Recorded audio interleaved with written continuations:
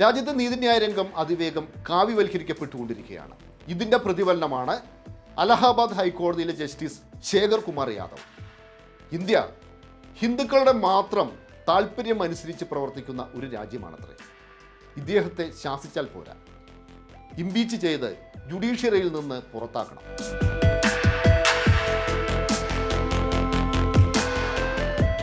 മോദി ഭരണത്തിന് കീഴിൽ സമഗ്ര മേഖലകളും കാവ്യവൽക്കരിക്കുകയാണ്.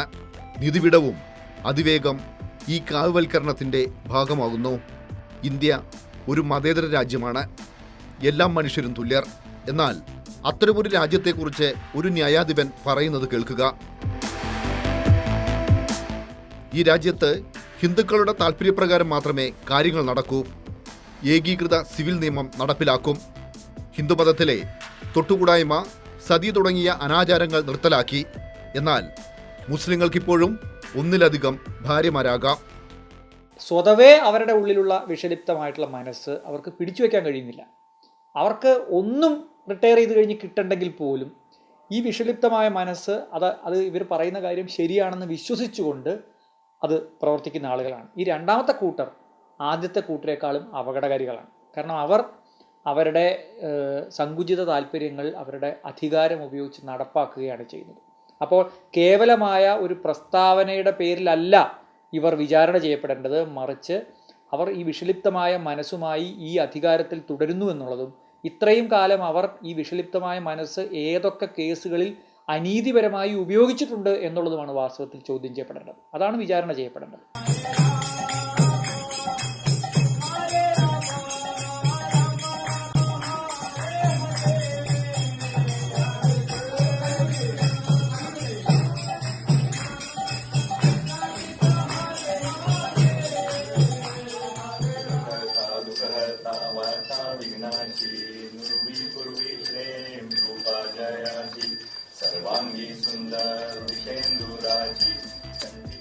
വിശ്വഹിന്ദു പരിഷത്തിന്റെ പരിപാടിയിൽ പങ്കെടുത്ത് കടുത്ത വർഗീയത പറഞ്ഞ ജസ്റ്റിസ് ശേഖർ കുമാർ യാദവ് ഒരു ഒറ്റപ്പെട്ട വ്യക്തിയല്ല. നീതിപീഠത്തെ അതിവേഗം ഗ്രസിച്ചുകൊണ്ടിരിക്കുന്ന ഹിന്ദുത്വ പ്രത്യയശാസ്ത്രത്തിന്റെ ഏറ്റവും പുതിയ രൂപപരിണാമമാണ്. ഇതിന്റെ ചരിത്രം തേടിപ്പോയാൽ നമ്മൾ എത്തുന്നത് അയോധ്യയിലാണ്. 1992 ഡിസംബർ 6. ഇപ്പോൾ ബാബരി മസ്ജിദ് നിലനിന്ന സ്ഥാനത്ത് 464 വർഷക്കാലം ബാബരി മസ്ജിദ് ഉണ്ടായിരുന്ന യു പിയിലെ, പ്രത്യേകിച്ച് ഫൈസാബാദിലെ അയോധ്യയിലെ മുസ്ലിങ്ങൾ തലമുറകളായി നിസ്കരിച്ച പള്ളിയാണ് ബാബരി മസ്ജിദ്. അപ്പോൾ നിയമപരമായിട്ട് എന്താണ്, നിർമോഹ അഖാഡയുടെ ഉടമസ്ഥയിലല്ല ബാബരി മസ്ജിദ് നിലനിൽക്കുന്ന 2.77 ഏക്കർ ഭൂമി. പക്ഷേ എന്താണ്, സുപ്രീം കോടതിയുടെ രഞ്ജൻ ഗൊഗോയി അധ്യക്ഷനായിട്ടുള്ള ബെഞ്ച് എന്താ പറഞ്ഞത്, സ്ഥലത്തിൻ്റെ ഉടമസ്ഥത സുന്നി വഖഫിനാണ്. പക്ഷേ എന്താണ്, വിശ്വാസം അവിടെയാണ് രാമൻ ജനിച്ചതെന്ന്. അപ്പോൾ നിയമത്തെ, വസ്തുനിഷ്ഠതയെ, വസ്തുതയെ അടിസ്ഥാനമാക്കി, തെളിവുകളെ അടിസ്ഥാനമാക്കി വിധി പറയേണ്ട കോടതി ഉടമസ്ഥത സുന്നി വഖഫ് ബോർഡിനാണെങ്കിലും വഖഫിനാണെങ്കിലും ഈ വിശ്വാസം എന്താണ്, രാമൻ അവിടെയാണ് ജനിച്ചത്. അതുകൊണ്ട് വിശ്വാസത്തിൻ്റെ അടിസ്ഥാനത്തിൽ അവിടെ അമ്പലം പണിയാൻ അനുമതി കൊടുക്കുമെന്നാണ് പറഞ്ഞത്. ബാബറി മസ്ജിദ് സംരക്ഷിക്കണമെന്ന് സുപ്രീം കോടതിയുടെ ഉത്തരവുണ്ടായിരുന്നു. ആ ഉത്തരവ് ലംഘിച്ചാണ് സംഘപരിവാർ ഗുണ്ടാ സംഘം ഈ ക്രൂരകൃത്യം ചെയ്തത്. ഇവിടെ നിർമ്മിക്കേണ്ടത് മുസ്ലിം പള്ളിയോ ക്ഷേത്രമോ? 27 വർഷങ്ങൾക്ക് ശേഷം സുപ്രീം കോടതി വിധി പറഞ്ഞു, നിർമ്മിക്കേണ്ടത് രാമക്ഷേത്രമാണെന്ന്. നിയമത്തിൻ്റെയോ തെളിവുകളുടെയോ പിൻബലമില്ലാതെയായിരുന്നു ഈ വിധിന്യായം. ഇങ്ങനെ ഒരു വിധിന്യായം എഴുതാൻ കാരണമെന്താണ്? ന്യായാധിപന്മാരിൽ ഒരാളായിരുന്ന ചന്ദ്രചൂഡ് പ്രതികരിച്ചതിങ്ങനെ: പലപ്പോഴും ഞങ്ങൾക്ക് കേസുകൾ ഉണ്ടാവാറുണ്ട്, പക്ഷേ ഞങ്ങളൊരു പരിഹാരത്തിലെത്തുന്നില്ല. രാമജന്മഭൂമി ബാബറി മസ്ജിദ് തർക്കക്കേസ് സമയത്തും സമാനമായ ചിലത് എൻ്റെ മുന്നിൽ 3 മാസം നടന്നു. ഞാൻ ദേവന്റെ മുന്നിലിരുന്നു. ഒരു പരിഹാരം കാണേണ്ടതുണ്ടെന്ന് അദ്ദേഹത്തോട് പറഞ്ഞു. നമ്മുടെ ജഡ്ജിമാരുടെ നിയമനത്തിനകത്ത് ഇത്തരം മതേതര മൂല്യങ്ങളോ ജനാധിപത്യ മൂല്യങ്ങളോ ഭരണഘടനാ മൂല്യങ്ങളോ ഉള്ള വ്യക്തികളാണോ ജഡ്ജിമാരായി തിരഞ്ഞെടുക്കപ്പെടുന്നത് എന്നത് വാസ്തവത്തിൽ ഈ നിയമന പ്രക്രിയയിൽ പലപ്പോഴും പരിഗണിക്കപ്പെടുന്നില്ല എന്നുള്ളതാണ് നമ്മുടെ മുമ്പിൽ ഇപ്പോൾ മനസ്സിലാകുന്നത്.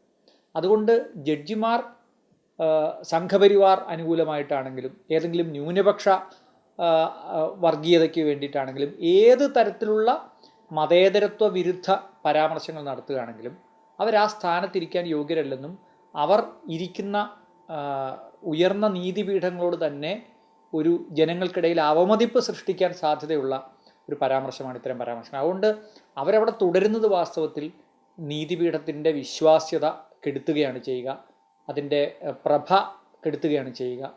ഇത്തരം ആളുകൾ ആ സീറ്റിൽ വരുന്നില്ല എന്ന് ഉറപ്പാക്കാനുള്ള എന്തൊക്കെ നടപടികളാണ് സുപ്രീം കോടതി ഇനിയുള്ള നിയമന പ്രക്രിയകളിൽ കൊണ്ടുവരാൻ പോകുന്നത് എന്നുള്ളതാണ് നമ്മൾ വാസ്തവത്തിൽ നോക്കിക്കാണേണ്ടത്. ബാബറി മസ്ജിദ് കേസിൽ വിധി പറഞ്ഞ ജഡ്ജിമാർക്ക് സർവീസിൽ നിന്ന് വിരമിച്ച ശേഷം ലഭിച്ചത് ഉന്നത പദവികൾ. ചീഫ് ജസ്റ്റിസായിരുന്ന രഞ്ജൻ ഗൊഗോയ് രാജ്യസഭാംഗമായി, ജസ്റ്റിസ് അബ്ദുൾ നസീർ ആന്ധ്ര ഗവർണറായി, justice Ashok Bhushan national company law appellate tribunal ചെയർമാനായി. DY ചന്ദ്രചൂഡിന് ഇനി എന്ത് ലഭിക്കുമെന്നാണ് അറിയാനുള്ളത്. പലപ്പോഴും ജഡ്ജിമാരായി ഇരിക്കുന്ന ആളുകൾ നടത്തുന്ന പരാമർശങ്ങൾ, അല്ലെങ്കിൽ യൂണിയൻ ഭരിക്കുന്ന സർക്കാരിന് അനുകൂലമായി നടത്തുന്ന പരാമർശങ്ങൾ, രാഷ്ട്രീയമായിട്ടുള്ള പരാമർശങ്ങൾ, പ്രധാനമന്ത്രിയെ പ്രൈസ് ചെയ്തുകൊണ്ട് നടത്തുന്ന ചില പരാമർശങ്ങൾ, ഇതൊക്കെ പുകഴ്ത്തലൊക്കെ നമ്മൾ കാണുമ്പോൾ ചില പോസ്റ്റ് റിട്ടയർമെൻറ്റ് പോസ്റ്റുകൾക്ക് വേണ്ടിയിട്ടോ റിട്ടയർമെൻറ്റ് കഴിഞ്ഞതിന് ശേഷം കിട്ടാവുന്ന വലിയ സ്ഥാനമാനങ്ങൾക്ക് വേണ്ടിയിട്ടോ സർക്കാരിനെ പ്രീണിപ്പിക്കുന്ന സമീപനം കണ്ടുവരുന്നുണ്ട്. ആ ട്രെൻഡിനെ പറ്റി ഇന്ത്യയുടെ ഉയർന്ന നീതിബോധമുള്ള സീനിയർ അഭിഭാഷകരും പല നീതി ബോധമുള്ള ആളുകളും ഇത് ചൂണ്ടിക്കാണിച്ചിട്ടുണ്ട്. ഇന്ത്യയിലെ ജൂറിസ്റ്റുകൾ പലപ്പോഴും ഈ ജഡ്ജിമാർ നടത്തുന്ന സർവീസിലിരിക്കുമ്പോൾ നടത്തുന്ന പ്രീണനങ്ങൾ പലപ്പോഴും റിട്ടയർ ചെയ്തതിന് ശേഷം കിട്ടാവുന്ന ബെനിഫിറ്റ്സിന് വേണ്ടിയാണോ എന്ന സംശയം ഉന്നയിച്ചിട്ടുണ്ട്. സുപ്രീം കോടതിയുടെ ചീഫ് ജസ്റ്റിസ് രഞ്ജൻ ഗൊഗോയ് തന്നെ റിട്ടയർ ചെയ്തതിന് ശേഷം രാഷ്ട്രീയ കക്ഷിയുടെ ആളായി രാജ്യസഭയിലേക്ക് പോകുന്നൊരു സ്ഥിതിവിശേഷം നമ്മൾ കണ്ടു. അപ്പോൾ ഇത് കാണിക്കുന്നത് വാസ്തവത്തിൽ ജുഡീഷ്യറിയിൽ ഇരുന്നു കൊണ്ട് അതിൻ്റെ അന്തസ്സും ജനങ്ങൾക്കിടയിലുള്ള അതിൻ്റെ വിലയും ഭരണഘടനാ മൂല്യവും ഒക്കെ നശിപ്പിക്കുന്ന തരത്തിലുള്ള പ്രസ്താവനകൾ വഴി സംഘപരിവാർ പോലെയുള്ള സംഘടനകളെ പ്രീണിപ്പിക്കുകയും അതുവഴി റിട്ടയർമെൻറ്റിന് ശേഷം എന്തെങ്കിലുമൊക്കെ ബെനിഫിറ്റ്സ് കിട്ടാം എന്ന ഒരു സാഹചര്യം ഇവർക്ക് മുമ്പിലുണ്ട്. ജസ്റ്റിസ് ശേഖർ കുമാർ യാദവിനെ സുപ്രീം കോടതി വിളിച്ചു വരുത്തി ശാസിച്ചത്രേ. അത്തരമൊരു ശാസന കൊണ്ട് എന്ത് കാര്യം? ജസ്റ്റിസ് ശേഖർ കുമാർ യാദവ് നടത്തിയത് ഭരണഘടനാ ലംഘനമാണ്. ജുഡീഷ്യറിയിൽ നിന്ന് പുറത്താക്കണം, ഇംപീച്ച് ചെയ്യണം. അതിന് ലോക്സഭയിലും രാജ്യസഭയിലും 2/3 ഭൂരിപക്ഷം വേണം. ഹിന്ദുത്വ രാഷ്ട്രീയത്തിന്റെ വക്താവായ ജസ്റ്റിസ് ശേഖർ കുമാർ യാദവിനെ BJP സംരക്ഷിക്കുമെന്ന് ഉറപ്പാണ്. കാരണം രാജ്യം ഭരിക്കുന്നത് വിദ്വേഷ രാഷ്ട്രീയമാണ്.